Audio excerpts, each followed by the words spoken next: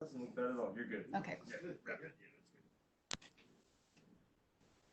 All right. Are these? Y'all are asking the questions. No, you're going to hear the media before they ask the questions. It'll come to you virtually.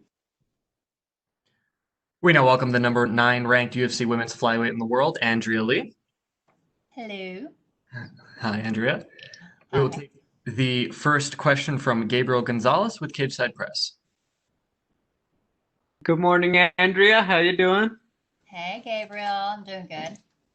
So, see you rocking the cowboy hat. Important question. I saw you showing off on social media. Did you get some new ones for fight week? I did. Of course, I can't wear them for fight week. They have a little logo, like a little horseshoe. So, unfortunately, I can't wear those for cameras purposes. But I did get some new hats, and I'm excited about it. I love them. Congratulations. Recently, your boyfriend Tony Kelly was signed to the UFC. How motivating was it to see him make his debut? And now you guys got that whole MMA power couple thing going on. Aw. Well, I was really excited about it. Like, I mean, he went out there and he impressed me and everyone else. I've always known what he's capable of. I've known him for, 10 plus years. And, just seeing him go out there and do his thing and have his dream, like, come true, like, it's very inspiring. And to see him come back the way that he did and the way he mixed up everything, like, his striking, his elbows, like, it is inspiring, and it makes me want to go out there and split someone open. It's funny. I'm excited about it. I think it's pretty awesome. That we're both in the UFC. Gotcha. I saw you were training a bit with Aspen Ladd. I mean, not obviously with her because she's injured, but the team in California. You're from Louisiana. Can you just talk about that added benefit of working with that team in California? Um, well, everyone knows I do go back and forth between Gladiators and MMA Gold. Gladiators in Lafayette and then MMA Gold in California. So I did split my camp up that way. And going out to train with MMA Gold, Aspen and Jim West, like it's great because I'm able to like get away. I'm able to disconnect. It's beautiful up there, and I actually got to stay with Aspen in her new cabin in the mountains. So sounds like it was well. I mean, it's definitely a dream home, and it's just nice to be able to get out there, reconnect with nature, and just kind of like relax and focus on my camp. And I think that's what I really needed the most for this fight. And I think that's what I need for every camp, like it we didn't even have that much signal up there in the mountains. So, I couldn't really be on social media as much, you know. It was good. I loved it, and the training quality is amazing. They schedule everything, to work around me and what it is that I need to do and how I'm game planning. Like all the coaches are on the same like playing field, and we all work together. And I feel like I've had a really great camp. I feel good. Yeah, I saw on IG you guys got a lot of hiking in while you guys were up there. I do have a question because I think a lot of people saw you be very entertained by Roxanne's trash talk, quote unquote. Mhm. Can you just talk about what it's like to fight somebody that you are friendly with as opposed to, maybe other opponents, you don't know them as well. You could be a little more indifferent and focus more on the competition. Well, the trash talking was hilarious. Yes, I enjoyed watching that. Even the first time that Roxy and I fought, she made light of the situation. She kind of uh she said let's get dangerous, and like had the whole darkwing duck thing. And anyways, it was funny, it was cute.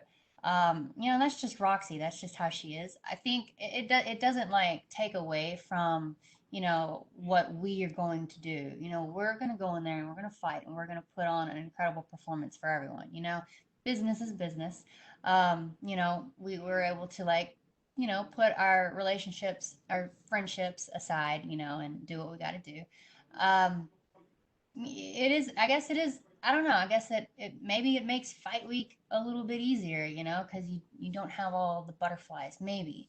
I just feel really good about this fight. I'm excited to be here, and I like not having like I'm not a trash talker, so I like this. Neither one of us feel any ill will towards the other. We don't have any animosity towards each other. I like this. Yeah, Sorry, that was a long response. no, it was great. My final question, with the shakeup, with the main event and everything, your fight has a lot more attention going into Saturday.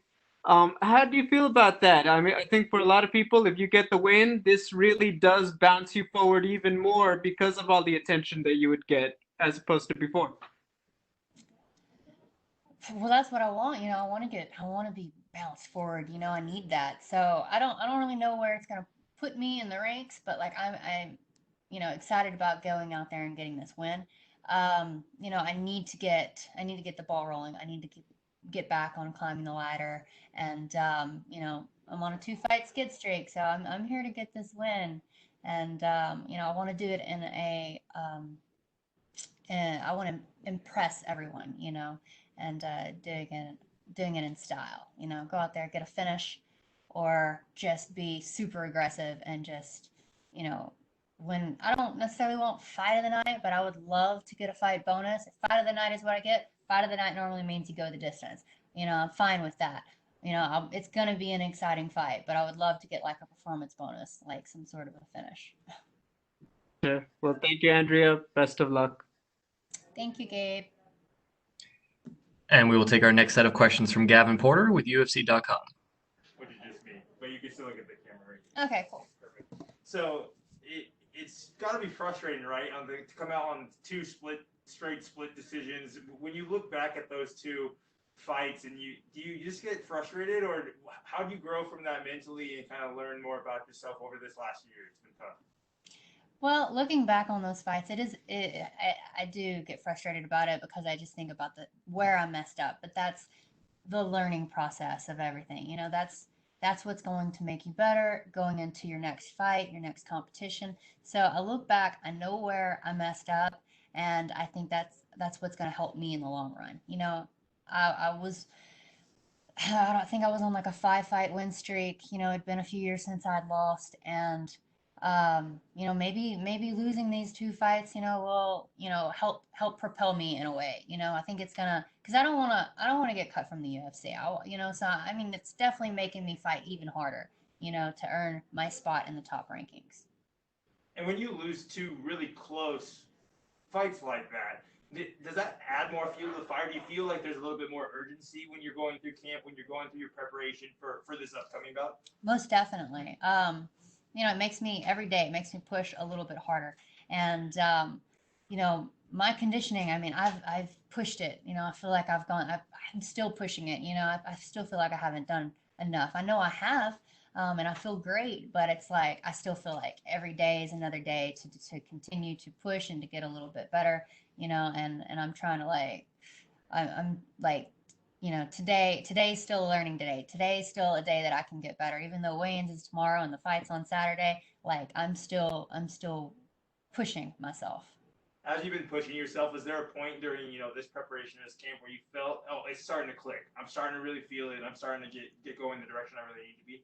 Yes, actually, like 2.5 weeks ago, I started feeling great about everything. Just kind of getting back into the.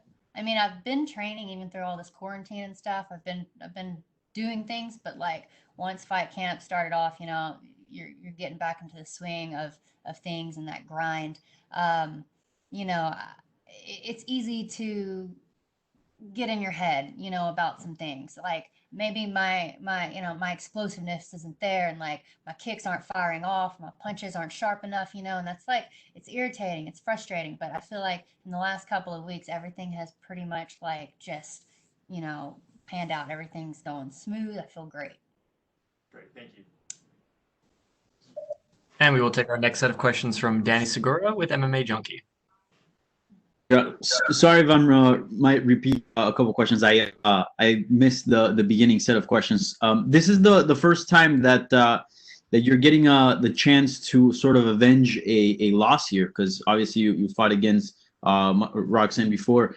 Is that nice, or do you kind of treat it just as another fight? It's nice, but I'm still treating it like another fight.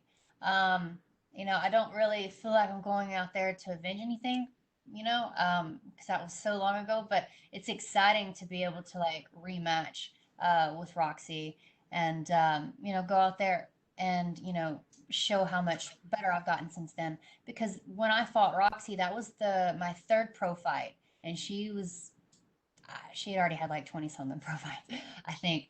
So I mean, I was a young up and comer, and we took that fight on short notice. We thought it was a great fight, and it was. I lost a split decision. It was close, and I learned a lot in that fight, and I learned a lot about where I was at that point in my career. And I feel like I've gotten so much better because I learned so much from that loss alone, and every loss since then.